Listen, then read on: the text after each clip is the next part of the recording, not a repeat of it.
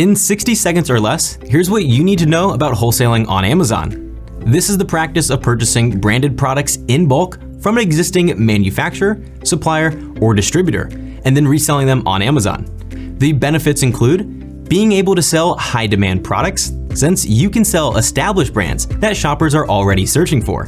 This also takes the burden off of your shoulder for having to market the business. It's quick to get started, simply because you don't have to create a new brand from scratch. Plus, if the supplier is located in your country, you don't have to deal with the cost and time associated with overseas shipping. There's also very low risk involved, as you aren't the one manufacturing the product. Therefore, you won't be held responsible for any safety liabilities or production issues. And with wholesaling, it's a very scalable business model. That's because when your products are selling extremely well, you can quickly increase your inventory to keep up with customer demand. So, as I'm sure you can clearly see, selling wholesale on Amazon can be a very lucrative opportunity. But before diving in, there's a lot you need to know. That's why we've broken this video down into 2 parts. In the first half, we'll walk through product research and how to find the best products to sell. And in the second half, we'll go through a real-life example showing you how to reach out to brands and open a wholesale account. So make sure you watch until the very end, because we're going to share with you what we believe is the best strategy for convincing brands to let you sell their products on Amazon. Now, with that in mind, the first question you probably have is, how do I find good products to sell? When it comes to Amazon, you should first understand what makes a good wholesale product. At a minimum, the product you choose to sell should have these 4 qualities. High demand. For this, we typically recommend finding products that sell on average 300 units per month. And this is the equivalent of selling around 10 units a day. Low competition. We want to look for products that have no more than 5 sellers already on the listing. That's because if a listing has more than 5 or so sellers, then it becomes a whole lot harder for us to try to compete with them and win the buy box. We also don't want any of those sellers to be Amazon themselves, because for obvious reasons, it's best to just stay away from any products where Amazon is already in control of the buy box. Profitable. To achieve a healthy profit margin, a general rule of thumb is to sell products between $20 and $70. That's because when selling products below $20, your profit margins become very slim, especially when you take into account Amazon's fees. And below $70 helps minimize your product cost. And lastly, improvement potential. Now, this one's really important. What I mean by this is we want to try to find products that have poor Amazon listings so that we can come in and improve them. Examples of this are listings with only 1 or 2 images, listings without a product video, or even listings that have very few keywords in the title, bullet points, and product description. Later on in this video, you'll see how this actually ends up becoming the key ingredient that you can use to convince brands to let you sell their products in exchange for you optimizing their listing. All right, now to begin searching for these types of products, you can certainly just go on Amazon and try to find products that way. Except remember, you want to look for products that have at least 300 sales per month. And as of right now, there's no real way of estimating sales on Amazon. This leaves you with 2 options. The first option is using a free tool that can estimate Amazon product sales. One of these tools is called Jungle Scout's free Amazon sales estimator. How it works is you find a product and open up the listing. Then pull up the sales estimator and enter 3 pieces of information. First is the best sellers rank. You can find this by going back to the Amazon listing and scrolling down to the product details section. The number you're looking for is right here. Also, take note of the category as well, because you'll be needing this information later on. Going back to the sales estimator, copy and paste that number here. Also, make sure to remove the comma, as that can sometimes mess with the final calculation. Second, select the Amazon marketplace you're selling in. And last but not least, remember that category you noted earlier? Go ahead and find it from the list here. Once you're done, just click Estimate Sales. Now you'll be able to see the estimated monthly sales on Amazon for this product. Okay, now while this is a free way of estimating Amazon sales, doing this for 10, 20, or even 100 products a day can start to become really time consuming. You also aren't able to search for and filter through the products that meet the other qualities of a good product. So that's why I'm now going to show you how to use Jungle Scout's product database to search through every product on Amazon and find these specific opportunities. To start, select the Amazon Marketplace you want to sell in. Then go through and select one or however many categories you want to search in. Over here, this is where you can input filters to narrow down which types of products you want to find. Going back to the 4 qualities, we know we want to find a product with high demand. So for that, we can use the minimum sales filter and enter 300. Now for low competition, we can use the maximum sellers filter and enter 5. That way we only see products that have fewer than 5 sellers in the buy box. And it's worth noting we can also put 2 as the minimum, since we don't want to sell anything that's already sold by private label sellers.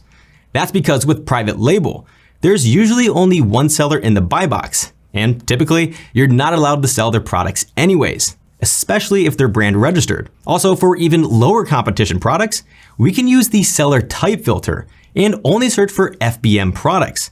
This serves 2 purposes. First, because this box is left unchecked, our list of products won't include anything that Amazon is selling. And second, this is actually our first pro tip. So I'm gonna hand this one over to a seasoned pro, Lenny Smith. Hey, so to help gain an extra advantage over the competition, try to look for products that are only sold using FBM. That's because FBM products typically aren't eligible for Prime benefits such as free 2-day shipping, and as a result, they don't sell as well.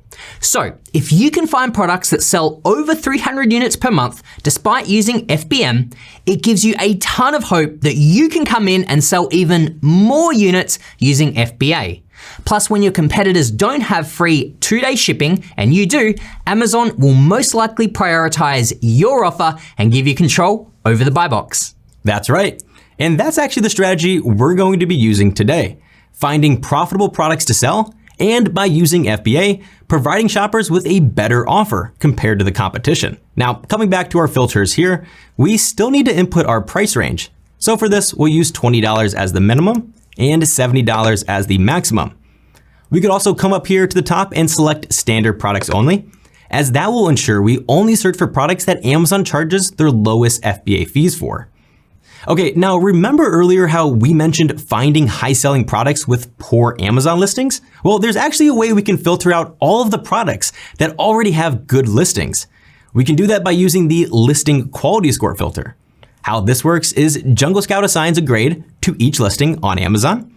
These grades factor in the quality of each product's title, images, bullet points, and description. Grades are based on a scale from 1 to 10, with 10 being a high quality listing and 1 being a low quality listing. So for this, we'll go ahead and use 4 as the maximum listing score. Once we have all of our filters in place, we can now come down and click search.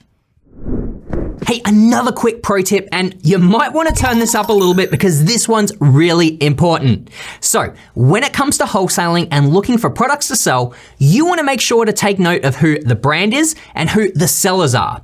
What you want to look out for is checking to make sure that the person selling the product isn't the one who actually makes the product as well. Because, for example, let's say the product that you're looking at is an Adidas shoe, and Adidas is the one selling that shoe on Amazon. You're probably not going to be able to convince Adidas to let you sell their shoe and take away their sales. So instead, you want to find products where the brand and the seller are not the same. That way, it's much more likely that you can convince the brand to let you sell their products on Amazon since they're not already doing it. Does that make sense? I hope it does. If so, let us know by smashing that like button down below. But if you are still stuck, go ahead and drop us a comment below and we'll make sure to answer all your questions. To show you an example of what Lenny just talked about, here's a product where you can clearly see that the name of the brand matches the name of the seller. So if you can, try to just stay away from products like this. Let's now dive into our list of products and together find a good wholesale opportunity. All right, so we can come here and just look at some of these products. Hover over the image here, and we know all the metrics meet our high demand, low competition thresholds, but you can also come over here and see the monthly sales column. You can see the price, the sales rank, reviews, listing quality score, and the number of sellers as well. There's some other filters or columns over here that we can look through as well, such as the height, dimensions, rating, and so on. So if I'm just briefly looking, you don't want to spend a lot more time on this, but just to keep this very short, we'll pick one of these products here. These look like curtains, could be fun to do. Stainless steel measuring spoons, seem pretty basic. This is a replacement insole, that could be interesting. This first product up here, not sure what it is really. It looks like a tire, but I'm sure it's not a tire. It says durometer. So let's give this a look. We usually talk about finding weird products, and so far, since I don't know what this is, that may meet that requirement of a weird product. So let's actually click this icon here. That will take us to the Amazon listing. And right away, I still don't know what this product is. It still looks like a tire, and it says durometer on the title still. If I come down here to the bullet points to try to figure out what it is, for use with a variety of chemicals and fuels. Okay, not much information there, so let's go down to the product description. Is designed for use in a wide variety of sealing applications. Okay, so still don't know what it is, but I know what it's used for. So if I come back up here, one more thing I wanted to note is the price point. It's actually $17.99, which is different than our $20 minimum threshold that we set earlier. And this is just because the other variations, as you can see, are sold out. So most likely there's a ton of other variations here that are above $20, but because that is currently sold out, we're only seeing this one here for around $18. Now I'm gonna proceed with this one because, again, just looking at this product, it looks very cheap to make. And if we're close enough to $20 and our profit margins are very slim, because again, the product cost is very minimal, then this could still be a good opportunity. If this product was closer to $12 or even $10, I'd probably pass on this and look for another product. But I'm gonna go ahead and stick with this here. Again, it's very weird. I can already tell the listing needs a little bit of a remodel. The title doesn't look good. There's only one image. And again, still don't know what this product is. The bullet points and description didn't really help as well. So I think this might be a good product for us to look at a little bit further. So now that we know what this product is, or at least sort of do, let's confirm the competition by looking at how many sellers are on this listing already. To do that, open up the buy box by clicking here. All right, so as you can already see, there are about 3 different sellers on this listing, and that actually fits right within our 5 seller limit. The first seller here is Mr. O-Ring, priced at $17.99, and he's the one currently winning the buy box. The second seller is Professor Foam, priced at just over $20. And the last seller here is O-Ring Depot, selling for the same price.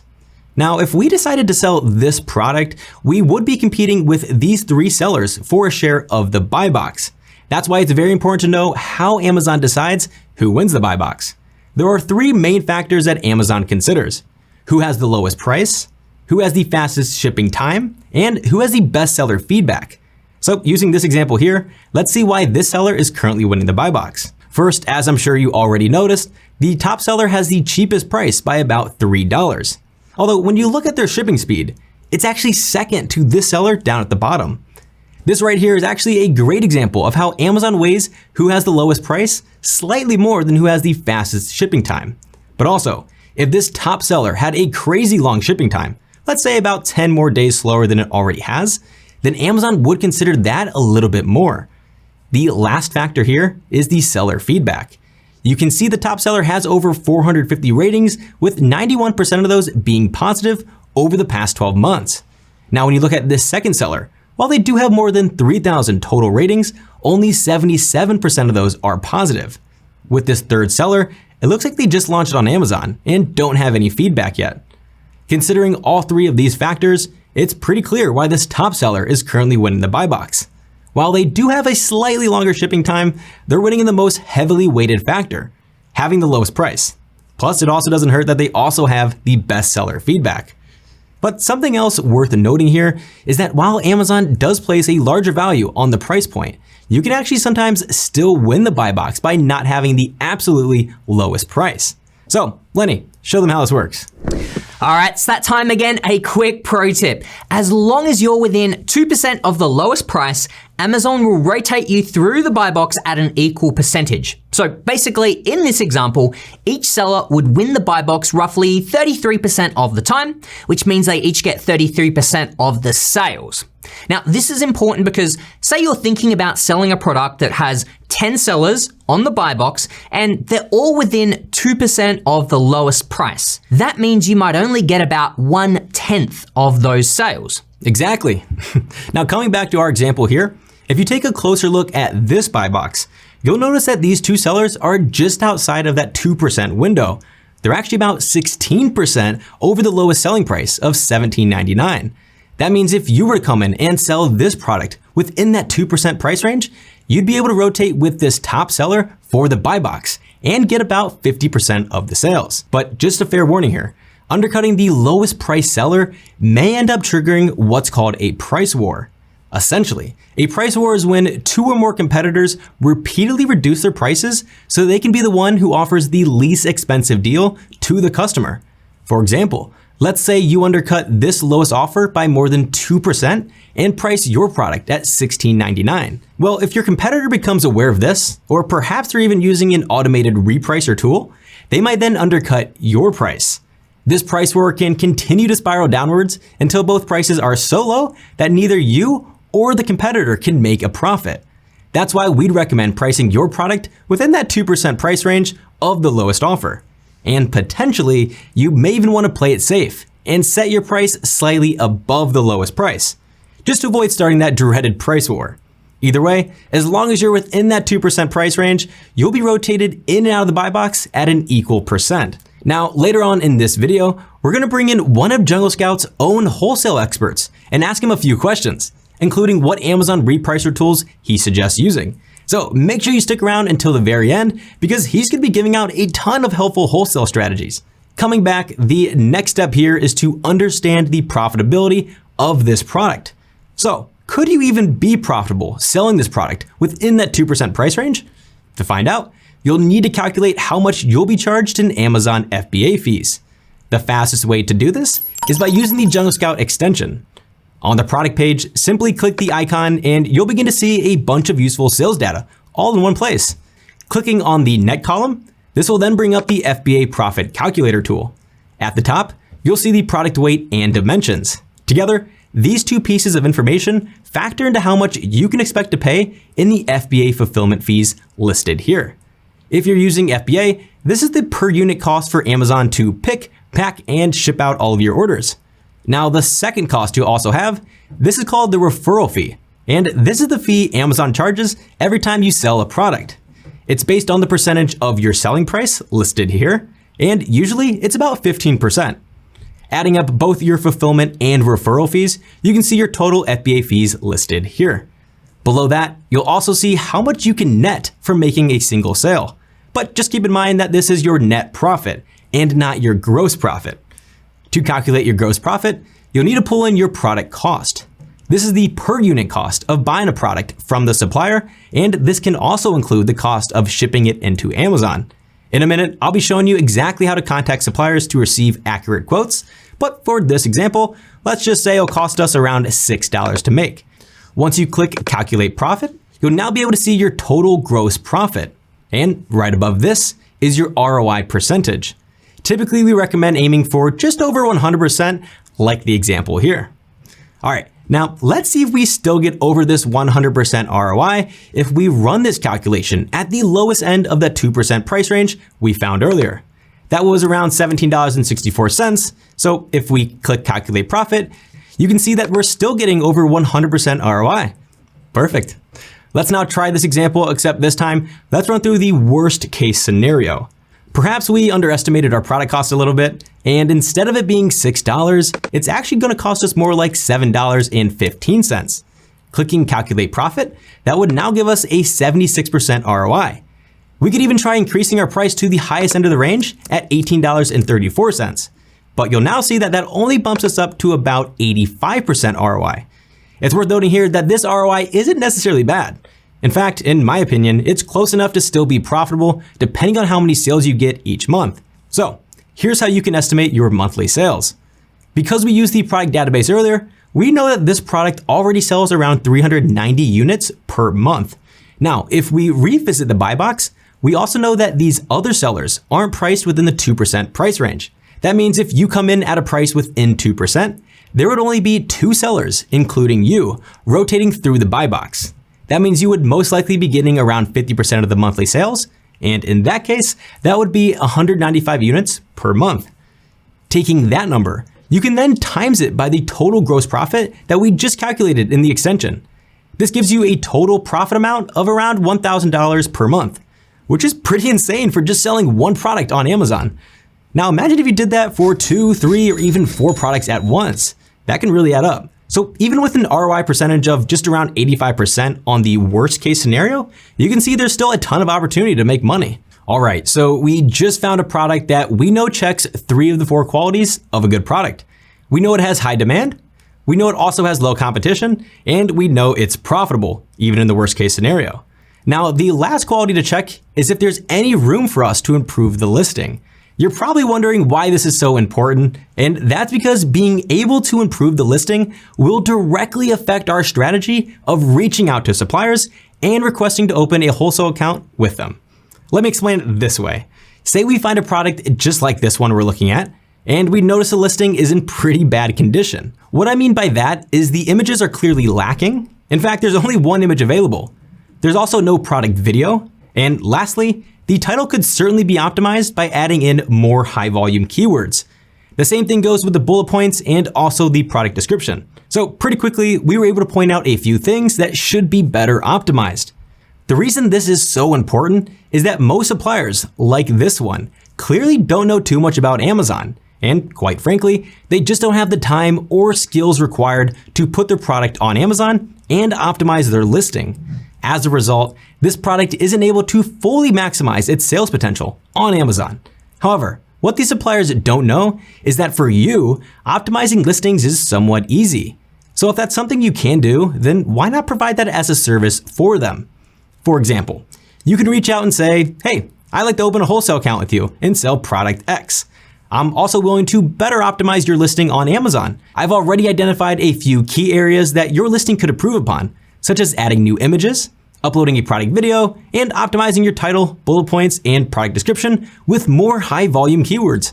The result of that is you'll have a more optimized listing that reaches more shoppers, converts better, and as a result, sells more on Amazon. So now put yourself in the shoes of the brand owner receiving that email. Wouldn't that sound so much better than getting one that just says, hey, I'd like to open a wholesale account with you and sell product X. Thanks, I'm looking forward to hearing from you. I think that first email sounds much more convincing. And that actually brings up a great point. Keep in mind that some brand owners may require a little bit of convincing to agree to let you sell their products. Some may be hesitant to sell to you because they already have wholesale accounts with other Amazon sellers. Or perhaps they just don't like the fact that you're only selling on Amazon. That's why it's really important to try and find ways that you can add free value to them and make your offer come across as a win-win. You get to sell their products on Amazon, and as a result, they benefit from having their listings optimized, and because of that, they sell more products. Let's now go ahead and run through an example of how to reach out to wholesale suppliers. Using this example we found earlier, we can actually just go back to the listing and up at the top here, copy the name of the brand. Then paste this into your web browser, and hopefully they have a website. If they do, once you click on it, what you want to do next is come down to the bottom of the page, or sometimes this is actually going to be at the top of the page, and find the link that says Contact Us. You can see on this page, there's actually a few email addresses, including one that says Partnerships and Suppliers. That would be the one that we most likely would want to email. However, I did actually notice down at the bottom, there was another link that said Partnerships and Suppliers. So if we click that link instead, it brings us to this page, and right away, you can see a heading that says Wholesale Partnership. If you go ahead and read the first line, it even says, are you a retailer interested in growing your business while making great margins? Yeah, I am. Whether you are a traditional brick and mortar or exclusively operate via e-commerce, we are interested in hearing from you.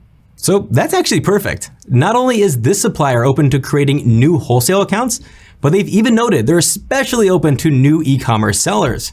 They even have a business application linked right here that we can use to submit a request.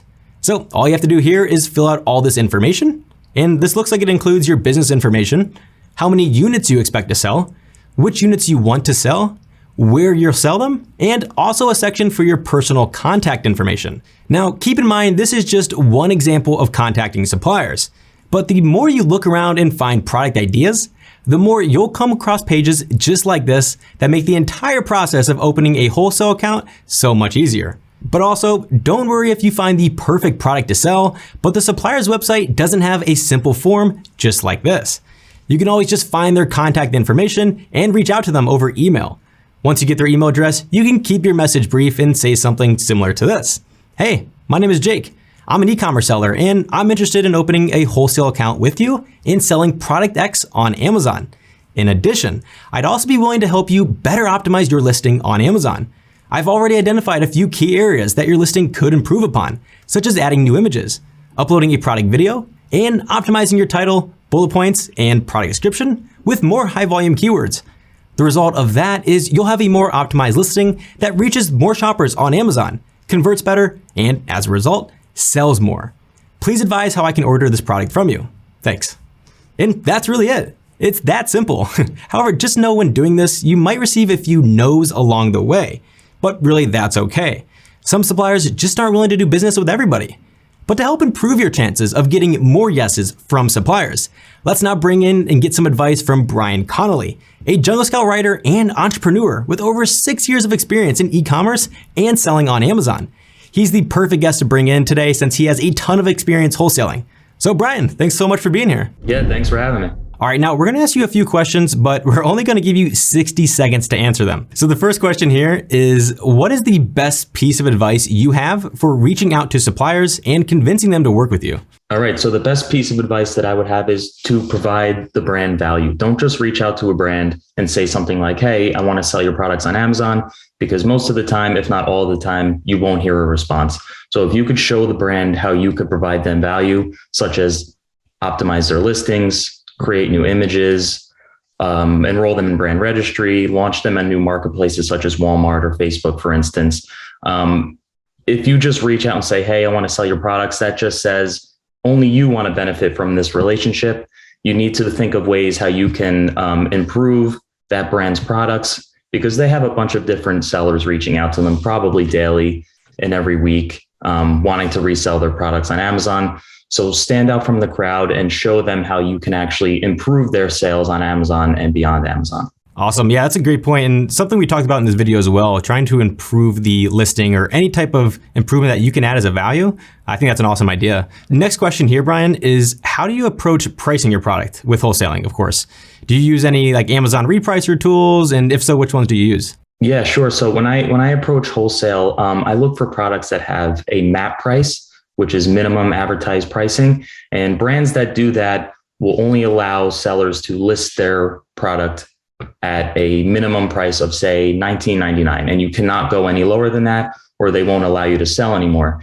That way, there's no pricing wars that start with other sellers that are on that same listing. So every seller will be at that minimum price, and you're almost guaranteed the same profit per sale every time. As far as repricers go, I don't currently use one, but there's a ton on the market. If you search for Amazon repricers on Google, I'm sure you'll come across a bunch of different companies. And for products that don't have a MAP price, you can set certain rules within the repricers, so your price doesn't go below a certain point, and so you can reach a certain profit margin per sale that you're looking for. Awesome. Now, similar to that question, do brands ever require you to place like a minimum order quantity when you purchase through them? Yeah, sometimes. But in my experience, if you're working with a small and a medium-sized brand that isn't particularly well known, such as a big brand like Nike, the minimum order will be very small, sometimes 50 to 100 units only. And I think that's on average. Sometimes you might work with a little bigger of a brand that might require thousands of units. And obviously, if you're new, you want to try to stay away from those. But for the most part, there's not a huge minimum order quantity that you should be looking out for. Anywhere from 50 to 100, I think, is average. Great. Well, in that same realm, are there any legal requirements that these brands are requesting you to have in order to open a wholesale account with them? Yeah, definitely. So for one, they're going to want a business license. So for instance, if you have an LLC, that looks good. They want to see that documentation. They want to make sure that you're a legitimate business and that you're not just some random person looking to make a quick buck reselling products on Amazon. Another requirement is a resale certificate from your state. This is a big one because the resale certificate allows you to purchase their products in bulk without paying sales tax. When you have the resale certificate, you have the intention of reselling the products and then collecting the sales tax and remitting it to your state or wherever you're selling. So that's a big thing that they will always ask for. And then an EIN, which you could get for free from the IRS, which is your employee identification number. It's basically your business's social security number. So when you're filling out a wholesale application for a brand, they're going to look for that information as well. Awesome. Yeah, that's really helpful information to know, and especially since we didn't cover that in this video. So Brian, our last question for you here. This is a big one. If you could only pick one disadvantage of wholesaling, what would you say is the biggest disadvantage on Amazon? Yeah, I think the biggest disadvantage would be lower profit margins. Since you're buying in bulk from a brand, a product that's already established, already manufactured, you're buying at a higher cost. And that leaves you with a lower margin, of course. I mean, the biggest advantage of wholesaling is that you're reselling products that already have a good sales history on Amazon. So a lower profit margin might not be a big deal. But typically you should expect to see somewhere between 15 to 20% profit margin after all Amazon fees and your product costs. But if you want a higher profit margin when you're selling on Amazon, private label definitely fixes that. If you're launching your own type of private label brand, you can get much lower product costs because you're doing the manufacturing yourself. You're not going through a middleman or a brand to purchase products. So if you want a higher profit margin on each sale, definitely look into launching your own brand instead of reselling other brands. Yeah, I think that's a really great point you make there, Brian. And we actually have a full step-by-step tutorial of walking you through how to run a private label business on Amazon. So if you are interested in learning more about the private label business model, make sure you watch our next video. All right, Brian, thanks so much for being here. I really appreciate your insight. Yeah, you got it, Jake. Thanks for having me. Of course. We'll see you later. Jake? Lenny? Am I done here? I didn't eat lunch yet. I'm pretty hungry, so I'd like to maybe wrap this up if we could.